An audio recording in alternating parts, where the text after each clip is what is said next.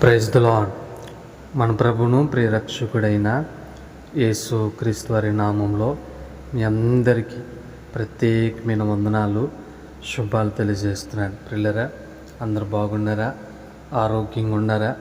మీ గురించి అనుదిన ప్రార్థనలో మేము జ్ఞాపకం చేసుకుంటున్నాం. ఈ శ్రేష్టమైన సమయంలో ప్రభు మనకిచ్చిన ఈ భాగ్యాన్ని బట్టి ప్రభుని స్తుతిస్తూ ఈ నవంబర్ 24 తారీఖున దేవుడు మనకిచ్చిన వాక్యాన్ని చదువుకుందాం. దుఃఖపడు వారిని క్షేమమునకు లేవనెత్తును. దేవునికి స్తోత్రం కలుగును గాక. యోబు గ్రంథం 9వ అధ్యాయము 11వ వచనంలో కనబడుతున్న మాట, దుఃఖపడు వారిని క్షేమమునకు లేవనెత్తును.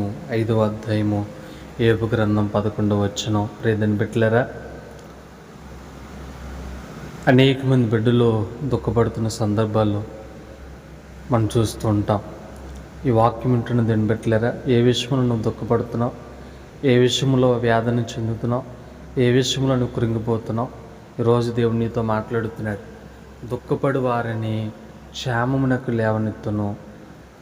దేవుని ఉద్దేశం కాదు నువ్వు దుఃఖపడడం. ఆయనను ఓదార్చడానికి ఆయన సమీపంలో ఉన్నాడు. భయపడద్దు దేవుని బిడ్డ. దేవుని కోసం యథార్థంగా బ్రతుకు. ఆయన నిన్ను ఓదార్చి ఒక ఉన్నతమైన స్థానంలో నిలబెట్టడానికి దేవుడు ఇష్టపడుతున్నాడు. దుఃఖపడి వారిని క్షేమమునకు లేవనెత్తును అని పలుకుతున్నాడు. ప్రియదని బిడ్డలారా, ఏ విషయంలో కృంగిపోతున్నావు, ఏ విషయంలో బాధపడుతున్నావు, మన దేవుడు ఆ ప్రతి పరిస్థితి నుండి లేవనెత్తుతాడు, దీవిస్తాడు, మేలుతో నింపుతాడు, కృప ద్వారా నింపబడతాడు.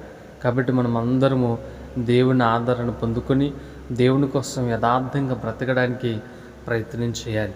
లేదని బిడ్డలారా, ఈరోజు ఏ పరిస్థితుల్లో ఈ ఆలోచనతో కృంగిపోతున్నారో తెలియదు, కానీ దేవుడు ఈరోజు అంటున్నాడు, నిన్ను క్షేమమునకు లేవనెత్తును, నీకు క్షేమాన్ని దయచేస్తాను, బాధపడద్దు. బాధపడడానికి లేదని బిడ్డలారా, దేవుడు మనం కలిగి ఉన్నప్పుడు బాధపడకూడదు. దేవుని ఆత్మ మన మీద ఉంది, దేవుని కృప మన మీద ఉంది. ఈరోజు నువ్వు ఏ విషయంలో కృంగిపోతున్నావో, ఏ విషయంలో బాధపడుతున్నావో, ప్రతి పరిస్థితి నుండి దేవుడే నిన్ను తప్పిస్తాడు, ఆయన నిన్ను ఆదరిస్తాడు. కాబట్టి బలం కలిగి, ధైర్యం కలిగి, నమ్మకంగా, యథార్థంగా మీరు ఉండాలనేది నా ప్రార్థన. మరి ఇంకెందుకు ఆలస్యం? భయపడద్దు, దిగులు పడద్దు, ఆ బాధ అంతా ప్రక్కన పెట్టండి, దేవుడిని అడగండి.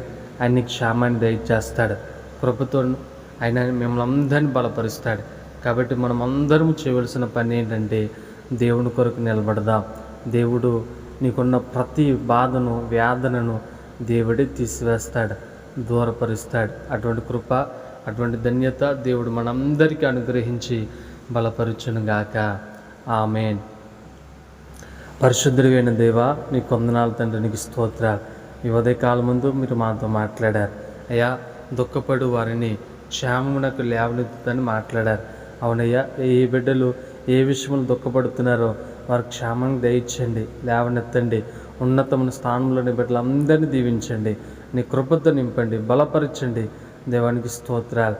పేరు పేరు చెప్పిన ప్రతి ఒక్కరిని దీవించండి. ఇది ప్రభా, ఈ మాటలు ఎవరైతే వింటున్నారో వారందరినీ మీరు ఆదరించమని, అయా కన్నీటిని తుడవమని, అయా ఉన్నతమైన స్థానంలో నిలబెట్టమని ప్రార్థన చేస్తూ, వేడుకుంటూ, బ్రతిమాలుకుంటూ అయ్యా నీ బిడ్డలందరినీ దీవించమని ప్రార్థిస్తున్నాను. అన్ని విధాలుగా ఆశీర్వదించండి, నీ కృపతో నింపమని ప్రార్థన చేస్తూ, క్షేమాన్ని దయచేయమని ప్రార్థన చేస్తూ, ఎవరైతే బలహీనతో బాధపడుతున్నారో వారందరినీ స్వస్థపరచమని, అయ్యా తండ్రి అన్ని విధాలుగా నీ బిడ్డలు దీవుడికరంగా మార్చబడ్డానికి సహాయం చేసి, నీ కృప ద్వారా నీ బిడ్డలందరినీ దీవించమని యేసు ఘనమైన నామంలో అడుగుచున్నాము తండ్రి. ఆమేన్, ఆమేన్, ఆమేన్. అందరికీ వందనాలు. Praise the lord.